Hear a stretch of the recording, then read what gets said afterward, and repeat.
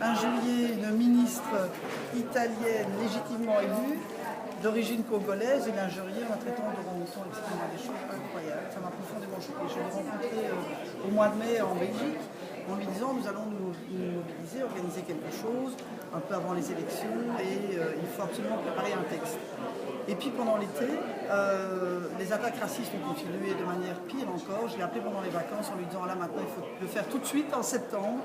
Et donc je vais envoyer une lettre, si tu es d'accord, à toutes les délégations, en tout cas des États membres, et on va se mobiliser à Rome rapidement pour montrer que ça suffit, que ce n'est pas acceptable, qu'il faut une réaction politique très ferme.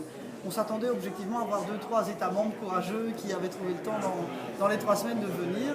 Et on se rend compte qu'on a non seulement 17 États membres et pas des moindres, avec des ministres qui viennent se mobiliser un jour à Rome pour non seulement soutenir la ministre, mais aussi avoir un discours très fort en matière de lutte contre le racisme et de promotion de la diversité. Et que par ailleurs on a reçu le soutien de 5 autres États membres.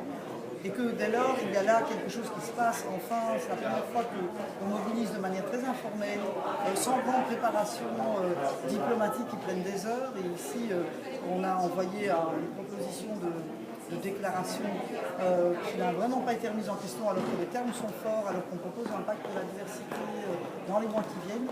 Et donc nous allons continuer à la rentrée, là maintenant, en juin, je vais aller voir la ministre Eline. On va voir comment on concrétise ce pacte, qui doit être non seulement un pacte des institutions européennes, des États membres, au niveau public, mais surtout un pacte qui sera aussi envoyé à la société civile, aux associations, aux citoyens, pour que nous puissions en faire une vraie promotion de la diversité et du respect d'une Europe interculturelle qui mérite des valeurs de respect.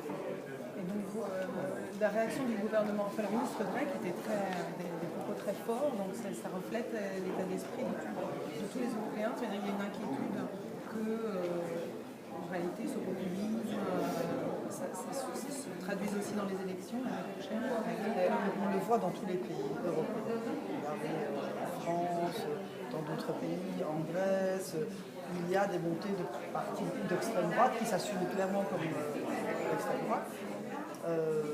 D'autres qui le cachent mais qui sont populistes, et tous, quoi qu'il arrive, de manière explicite ou implicite, ont des discours de préférence nationale, de rejet de l'autre, de stigmatisation des personnes d'origine étrangère ou de leur confession. Vous avez l'islamophobie, vous avez l'antisémitisme et d'autres types de racisme de plus en plus présents.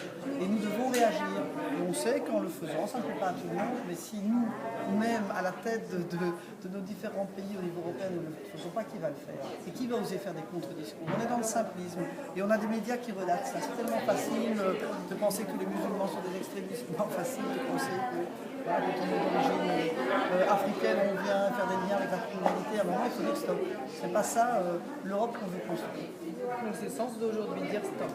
C'est dire vous stop. allez le redire. Et puis ce n'est pas que stop, ce n'est pas qu'une déclaration contre, c'est surtout une déclaration pour la diversité. Et d'essayer de promouvoir cette Europe qui est interculturelle, qui ne sera plus jamais la même, qui a vécu des phases migratoires, qui est maintenant avec les enfants de la 3e, 4e génération. Et c'est une richesse. Bien sûr, il y a des débats, bien sûr, il y a des problèmes, il ne faut pas ignorer. Bien sûr qu'il faut travailler sur les valeurs communes, sur le socle de valeurs communes et de citoyenneté européenne, qui sont moins importantes. Mais par ailleurs, il faut un respect de la différence et le respect aussi de la liberté religieuse. Et aussi des aides sociales peut-être concrètement. Alors bien évidemment, ce n'est pas qu'un problème de discours, c'est un problème aussi d'éducation, c'est un problème d'insertion, c'est un problème de lutte contre les discriminations au quotidien, la discrimination à l'embauche, la problématique de l'insertion sociale, la problématique des quartiers oubliés. C'est évidemment très très vaste. Ça touche énormément de sujets et énormément de ministères. Et donc voilà, c'est un grand boulot transversal. D'accord. Merci beaucoup.